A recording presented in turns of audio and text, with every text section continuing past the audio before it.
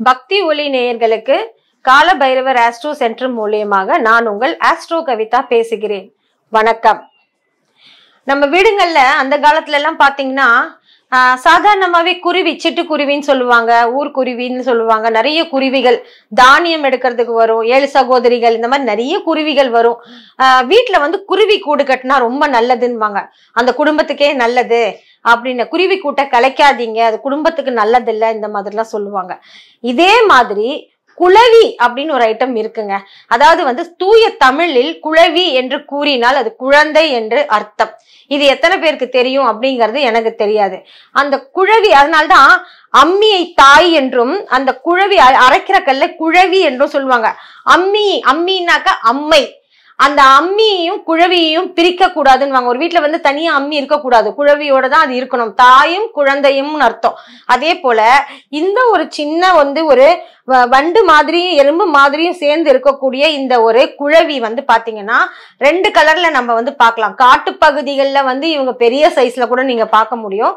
ஆனா இந்த மாதிரி வீட்டு பகுதியில பாத்தீங்கன்னா வந்து உங்களுக்கு சின்ன சின்ன சைஸ்ல வந்து இருக்கும். இந்த குழவி வந்து பாத்தீங்கன்னா ஒரு விதமான ஒரு மண்ணை எடுத்து வந்துதான் வந்து அதனுடைய கூடு கட்டும்.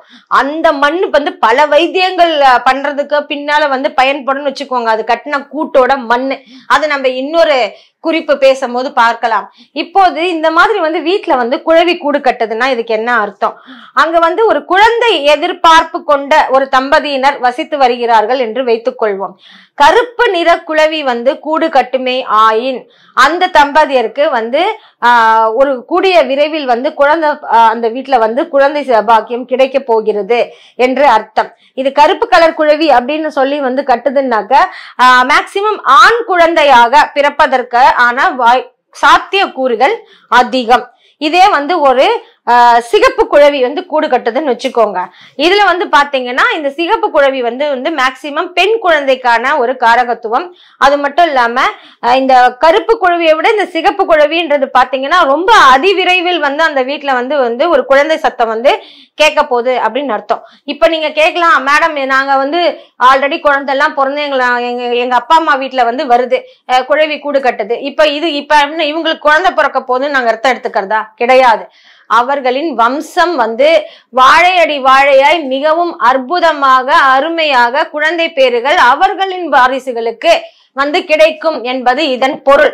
நம்ம வந்து உடனே வந்து அங்கதான் நடக்குமானா கிடையாது. அவங்களுக்கு வந்து பாத்தீங்கன்னா அவங்க பையன் அவங்க பொண்ணுன்னு கல்யாணம் பண்ணி வாழ்ந்துட்டு இருப்பாங்க. பேரன் பேத்தி போன்ற குழந்தை சத்தம் அந்த வீட்டில் வந்து வம்சமாக எந்த தடையும் இல்லாமல் அந்த வீட்டுல வந்து பாத்தீங்கன்னா வம்ச விருத்தி அப்படின்னு சொல்லுவோம்.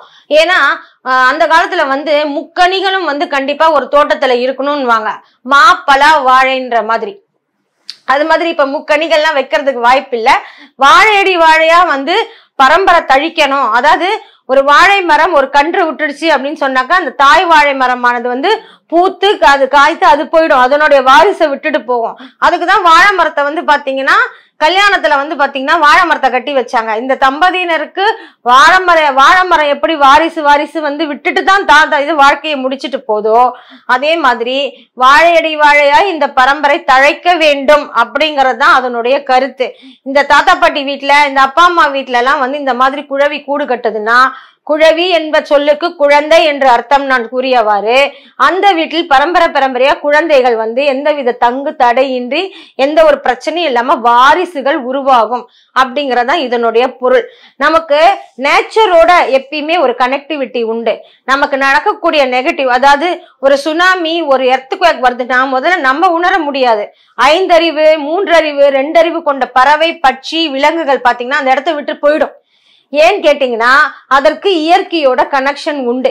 அதே போலதான் இந்த வீட்டுல வந்து இந்த வைப்ரேஷன் வரப்போகுது, ஒரு குழந்தையோட வைப்ரேஷன் வரப்போகுதுன்றது முற்கூட்டியே அறிந்து கொண்டுதான் இந்த குழவியானது வந்து இங்கே கூடு கட்டுகிறது என்பது ஒரு ஐதீகம். எனவே மேலும் இதே போல ஒரு நல்ல ஒரு காணொளியில் உங்களை மீண்டும் சந்திக்கும் வரை உங்களிடமிருந்து விடை பெற்று செல்வது உங்கள் ஆஸ்ட்ரோ கவிதா. வணக்கம்.